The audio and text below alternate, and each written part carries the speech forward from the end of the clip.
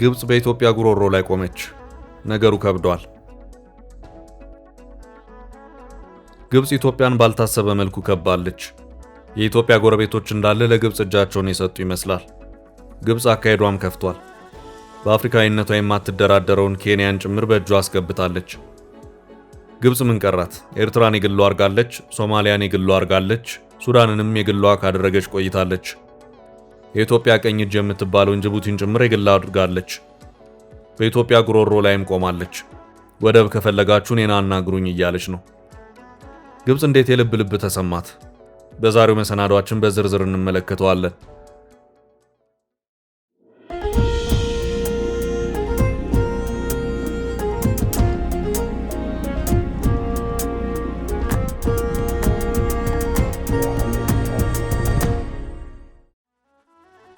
ግብጽ ኢትዮጵያ ወደብ ከፈለገች ከኔ ጋር በህዳሴ ግድቡ ውይይት ማድረግ አለባት ስትል ፈርጠም ብላ ተናግራለች። ኢትዮጵያ በአባይ ውሃ አጠቃቀምና በህዳሴ ግድብ ድርድር ላይ ላለፉት 10 ዓመታት የቆየውን ግትር አቋሟን የምታረግብ ከሆነ የቀይ ባህር መውጫ እንድታገኝ ለማመቻቸት ፍላጎት እንዳላት ዘ ናሽናል የተሰኘው ጋዜጣ የካይሮ ምንጮችን ጠቅሶ ዘግቧል።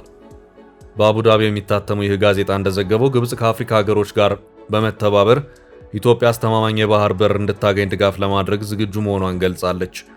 ይህ ሐሳብ ባለፈው ሳምንት ለጠቅላይ ሚኒስትር አብይ አህመድ መድረሱም ተነግሯል። ይህ አዲስ የዲፕሎማሲ ጥረት ለአሜሪካው ፕሬዝዳንት ዶናልድ ትራምፕም የቀረበ ሲሆን ፕሬዝዳንቱ በህዳሴው ግድብ ዙሪያ በኢትዮጵያና በግብጽ መካከል ያለውን አለመግባባት ለመፍታት ፍላጎት እንዳላቸው በይፋ መግለጻቸው ይታወሳል። ግብጽ ይህንን አማራጭ ያቀረበችው የውሃ ድርሻዬን ያስከብርልኛል በሚል እምነት እንደሆነ የተጠቀሰ ሲሆን ጉዳዩ በዋሽንግተን በኩልም ትኩረት ተሰጥቶት እየታየ እንደሚገኝ ዘገባው አመልክቷል። ይሁን እንጂ የግብጽ አካሄድ ውስጠ ወይራ ማስጠንቀቂያ የታከለበት መሆኑን ዘገባው ጠቁሟል። ኢትዮጵያ የቀረበላትን አማራጭ ውድቅ ካደረገች ግብጽ በሱዳን፣ በሶማሊያና በጅቡቲ ያላትን ፖለቲካዊና ወታደራዊ ተጽዕኖ እንዲሁም በደቡባዊ ቀይ ባህር ላይ ያለውን የባህር ኃይል በመጠቀም ኢትዮጵያ እነዚህን ሀገራት ወደቦች እንዳትጠቀም ጫና ልታደርግ እንደምትችል ተመልክቷል። ይህ ሁኔታ በቀጠናው ያለው ፖለቲካዊ ውጥረት ወዴት ሊያመራ እንደሚችል አዲስ ጥያቄ አስነስቷል።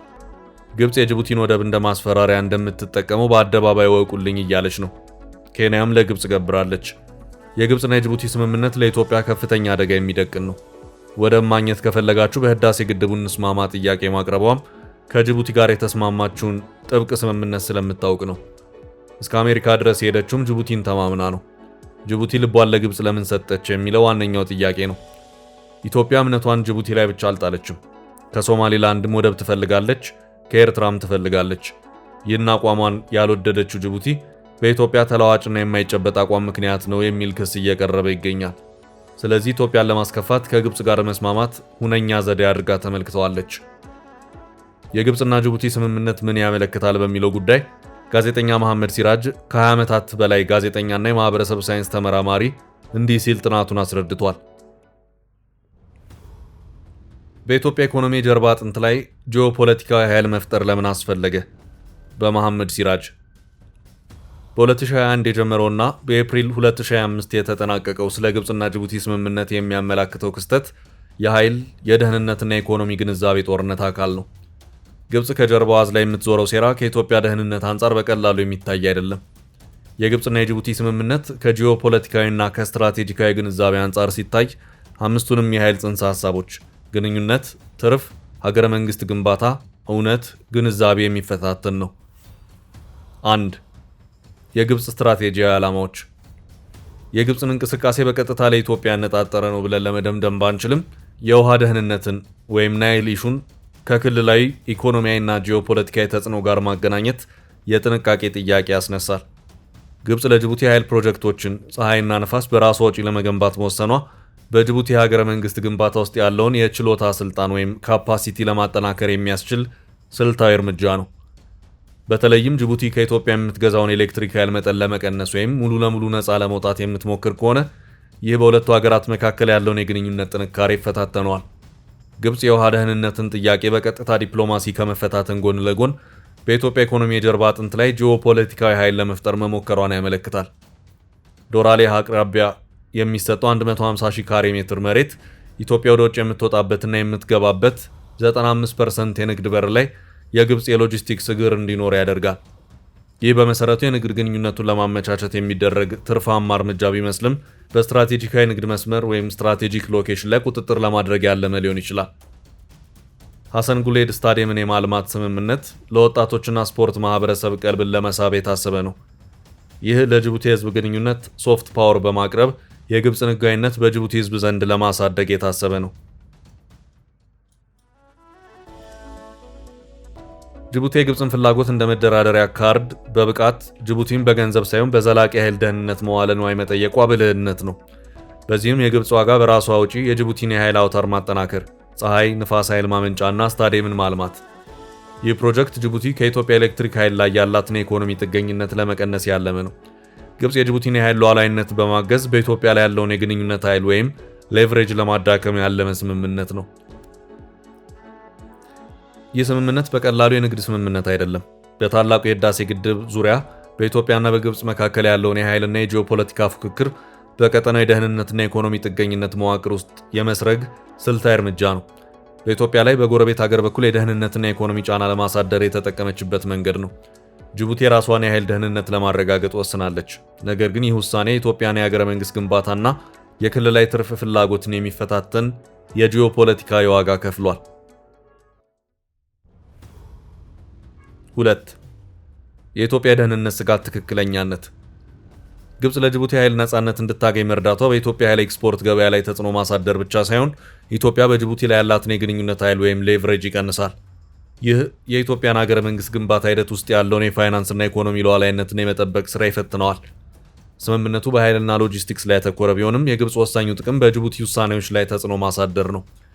በጂኦፖለቲካዊ ተቃርኖች ወቅት ይህ የሎጂስቲክስ ማዕከል የጸጥታ ወይም የስለላ መሰረት ሆኖ እንዳያገለግል የመስጋት እድሉ ሰፊ ነው። የሎጂስቲክስ ዞን በወሳኝ የንግድ መስመር ላይ በድንገት ለውጥ ወይም ቼንጅ ሲከሰት የቁጥጥር ስልጣን የመሆን እድሉ አነስተኛ አይደለም።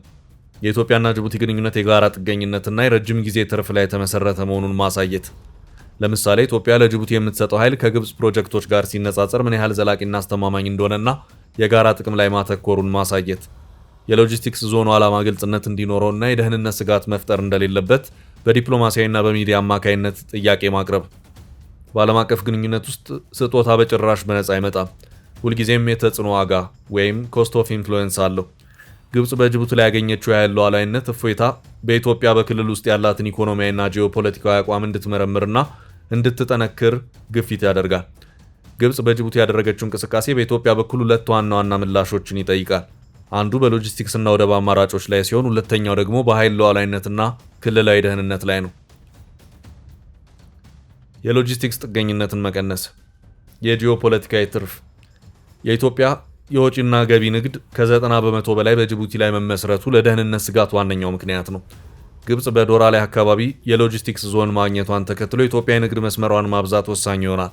የወደብ አማራጮችን ማፋጠንና ማብዛት፣ የበርበራ ሶማሊላንድ ወደብ የመጠቀም ስምምነትን በሙሉ አቅም ወደ ተግባር መለወጥና ወደ ወደቡ የሚወስዱ የመንገድና የሎጂስቲክስ መሰረተ ልማቶችን ማጠናቀቅ።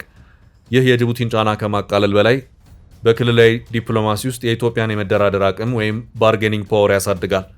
ታጁራና የታጁራ ወደብን ለመጠቀም የተገነቡትን የመንገድ መሰረተ ልማቶች ሙሉ በሙሉ ተግባራዊ ማድረግና ከአሰብ ጋር በታሪካዊና ስትራቴጂካዊ ጥቅም ላይ የተመሰረተ ግንኙነትን በዲፕሎማሲ መሻሻል ላይ መስራት። ከኬንያ ጋር ያለውን ግንኙነት ማጠናከርና የላሙ ኮሪደርን እንደ ደቡባዊ አማራጭ መጠቀም። ላሙ ሞምባሳ፣ ኬንያ። ይህ የሎጂስቲክስ ወጪን ከፍ ሊያደርግ ይችላል፣ ነገር ግን የደህንነት አማራጭ ነው። በጂኦፖለቲካዊ ውጥረት ጊዜ ኢትዮጵያ በንግድ መታፈን እንደማትችል ስትራቴጂካዊ ዓላማ ማሳየት። የግንዛቤ ማስተካከያ። 2. የኃይል ሉዓላዊነትን ማጠናከር። የሀገረ መንግስት ግንባታ። ግብፅ በጅቡቲ የፀሐይና ንፋስ ኃይል ማመንጫዎችን መገንባት ለጅቡቲ ኃይል አማራጮችን መስጠት ብቻ ሳይሆን በኢትዮጵያ ላይ ያለውን የኢኮኖሚያዊ ጥገኝነት ለመቀነስ ያለመ ነው። የኃይል ኤክስፖርት ገበያን ማብዛትና ፕሮጀክቶችን ማፋጠን። ከሱዳን፣ ኬንያ፣ ታንዛኒያ እና ሌሎች የምስራቅ አፍሪካ ሀገሮች ጋር ያለውን የኃይል ኤክስፖርት አውታር ወይም ኢንተርኮኔክሽን ማስፋፋት። ይህ ከጅቡቲ የሚመጣውን ኪሳራ ለማካካስና የኢትዮጵያን የኃይል ማመንጨት አቅም ወደ ክልላዊ የጋራ ትርፍ ምንጭነት ለመጠቀም የኃይል ገበያ ማስፋፋት ያስፈልጋል። በቤት ውስጥ ያለውን የኃይል አቅርቦት ጥራትና አቅም ማሳደግ። የኃይል መቆራረጥን መቀነስ። ጠንካራ የሀገር ውስጥ ኢንዱስትሪና ፍላጎት ሲኖር የውጭ ገበያ ላይ ያለው ጥገኝነት ይቀንሳል። ኢትዮጵያ በራሷ የፀሐይና የንፋስ ኃይል ማመንጫዎች ላይ ኢንቨስት በማድረግ የኃይል ድብልቅ፣ ታዳሽ ኃይል ኢንቨስትመንት ማበልጸግና ለጎረቤቶች የንጹህ ኃይል አጋር መሆኗን ማሳየት። 3. የክልላዊ ደህንነትና ዲፕሎማሲ ግንኙነትና ግንዛቤ። የግብፅ ስምምነት የጂኦፖለቲካዊ ግንዛቤን ለመለወጥ የሚደረግ ሙከራ ነው። ምላሹም በዲፕሎማሲያዊ ብቃትና በክልላዊ ግንኙነት መጠናከር መሆን አለበት። የኢትዮጵያ ጅቡቲ ስልታዊ አጋርነትን እንደገና መግለጽ፣ በዲፕሎማሲያዊ መንገድ የጅቡቲን አመራር ማናገርና የሎጂስቲክስ ዞኑ ለኢትዮጵያ የደህንነት ስጋት መፍጠር እንደሌለበት ግልጽ የሆነ ማረጋገጫ ማግኘት። ኢትዮጵያ በቀይ ባህር ላይ የምታደርገው ጥረት ወደብ የማግኘት ፍላጎት የክልሉን የጋራ ብልጽግና ለማሳካት እንደሆነ በትክክለኛ እውነትና ግንዛቤ ላይ የተመሰረተ ትረካ መገንባት፣ ከጂኦፖለቲካዊ ውድድር ይልቅ የጋራ ዕድል። በመጨረሻም በንግግር ውስጥ የመሪው የመጀመሪያ ግዴታ ግንዛቤን ከእውነታ ጋር ማስተካከል ነው የሚለው አባባሉ እዚህም ይሰራል። ኢትዮጵያ በጎረቤቶቿ ላይ ያላትን የኢኮኖሚና የደህንነት ጥገኝነት መቀነሷ የግብፅን ስትራቴጂካዊ ተጽዕኖ በቀጥታ ባይሰብርም የኢትዮጵያን የራስ ማወቅና የሀገረ መንግስት ግንባታ ብቃት ያጠናክራል። ለዚህ ትክክለኛው መልስ የኢትዮጵያን አቋም የማይናወጥ ማድረግ እንጂ የሌላን እርምጃ መከልከል አይደለም ሲል መሐመድ ሲራጅ ሐሳቡን ገልጿል። ግብፅ የኢትዮጵያን ጎረቤት ኬንያንም ማስኮበለለች። የኢትዮጵያ ታላቁ ህዳሴ ግድብን በመቃወም የምትታወቀው ግብፅ ኬንያ በናይል ወንዝ ላይ የኃይል ማመንጫ ግድብ ከገነባች የገንዘብ ድጋፍ ለማድረግ ዝግጁ መሆኗን የሀገሪቱ ውጭ ጉዳይ ሚኒስትር ባድር አብድልአቲ ሰሞኑን ገልጸዋል። የናይል ተፋሰስ ሀገሮች የጋራ ተጠቃሚነትን ለማረጋገጥና የአንድ ወገን እርምጃዎችን ውድቅ ለማድረግ ያለኝን ቁርጠኝነት ይገልጻል በማለት የግብፅ መንግስት የገለጸበት እርምጃው በኬንያ ለሚካሄድ የግድብ ግንባታ የገንዘብ ድጋፍ የማድረግ ፍላጎት እንዳላት የውጭ ጉዳይ ሚኒስትሩ ባድር አብድልአቲ ተናግረዋል። የግብፅ የውጭ ጉዳይ ሚኒስትር ከኬንያ ጠቅላይ ሚኒስትርና የውጭ ጉዳይ ሚኒስትር ሙሳሊያ ሙዳቫዲ ጋር በናይሮቢ ተገኝተው በተወያዩበት ወቅት ኬንያ ለደቡባዊ ናይል ተፋሰስ ፕሮጀክቶች የግብፅ መንግስትን የገንዘብ ድጋፍ በአማራጭነት እንድትጠቀም የግብዣ ሀሳብ አቅርበዋል። በተጨማሪም የግብፅን በቀይ ባህር የሚገኙ ወደቦች ከኬንያ በህንድ ውቅያኖስ ላይ ከሚገኙ ወደቦች ጋር በማገናኘት የንግድና የተፈጥሮ ሀብት ልማትን ለማሳደግ የጋራ የባህር መስመር እንዲዘረጋ የግብፅ መንግስት ሀሳብ ማቅረቡ ተሰምቷል። የግብፅ የውጭ ጉዳይ ሚኒስትር ወደ ናይሮቢ ይዘዋቸው የሄዱት የአብረን እንስራ ጥያቄዎች እንደ አውሮፓውያን አቆጣጠር ጥር 2025 በሁለቱ ሀገሮች መካከል የተቋቋመው የሁለትዮሽ ስትራቴጂካዊ አጋርነት አካል ናቸው ተብሏል። የግብፁ ባለስልጣን አክለውም ካይሮ በዚህ ዓመት በምታስተናግደው 8ኛው የኬንያና ግብፅ የጋራ ኮሚሽን ስብሰባ ላይ የሁለትዮሽ ትብብርን የሚያጎለብቱ ዘርፈ ብዙ ስምምነቶች እንደሚደረጉ ገልጸዋል። ከውሃ ደህንነት ጋር የተያያዙ ጉዳዮችን በተመለከተም በናይል ተፋሰስ ሀገሮች መካከል ትብብርና የቅንጅት ስራዎች አስፈላጊ መሆናቸውን የተናገሩት የግብፅ የውጭ ጉዳይ ሚኒስትር የናይል ተፋሰስ ኢኒሼቲቭ የሚባለው የተፋሰሱ ሀገሮች የጋራ ማዕቀፍ በጋራ ስምምነትና በዓለም አቀፍ ሕግ መሰረት አካታች መሆን አለበት ብለዋል። ባለፈው ሳምንት የኢትዮጵያ የውጭ ጉዳይ ሚኒስትር ጌዲዮን ጢሞቴዎስ በመሩትና በናይል ወንዝ ዙሪያ የቡሩንዲ፣ የሩዋንዳ፣ የደቡብ ሱዳን፣ የታንዛኒያ፣ የኬንያና የኡጋንዳ የውጭ ጉዳይ ሚኒስትሮች በተሳተፉበት ስብሰባ የውጭ ጉዳይ ሚኒስትሮቹ የናይል ተፋሰስ የትብብር ማዕቀፍ ስምምነትን በፍጥነት በማጽደቅ የናይል ወንዝን የሚያስተዳድር የናይል ተፋሰስ ኮሚሽን በፍጥነት ተቋቁሞ ወደ ስራ ለማስገባት መስማማታቸው ተገልጾ ነበር። በዚህ ውይይት ላይ የተሳተፉት የኬንያ የውጭ ጉዳይ ሚኒስትር ሙሳሊያ ሙዳቫዲ የውሃ ደህንነት ለቀጠናው መረጋጋት፣ ለህዝብ ጤናና ለረጅም ጊዜ ኢኮኖሚ እድገት መሰረት በመሆኑ የጋራ ኃላፊነታችንን በመወጣት የውሃ ደህንነትና ፍትሃዊ አጠቃቀምን ማረጋገጥ አለብን ሲሉ በማህበራዊ ገጻቸው ገልጸዋል። ከኬንያ በስተቀር 6ቱ ሀገሮች የናይል ተፋሰስ የትብብር ማዕቀፍን አጽድቀው የናይል ተፋሰስ ኮሚሽንን ለማቋቋም የሚያስፈልገውን ፊርማ ያሟሉ ሲሆን ኬንያ በውይይቱ ያንጸባረቀችው አቋም የትብብር ስምምነቱን ለማጽደቅ ከጫፍ መድረሷን አመላካሽ ነው ተብሎ ነበር። የግብፅ ባለስልጣናት ወደ ናይሮቢ ተጉዞ ያቀረቧቸው ሀሳቦችና ያንጸባረቁት አቋም ከዚህ ቀደም የናይል ኮሚሽን እንዳይቋቋም ለማድረግ የስምምነቱ ፈራሚ ሀገሮችን ለመከፋፈል ከምትሰራው የዲፕሎማሲ ስራ ጋር ተያይዞ እርምጃዋ እስካሁን የኮሚሽኑን መቋቋም ያላጸደቀችው ኬንያን የማሳመን ተግባር መሆኑ እየተገለጸ ነው።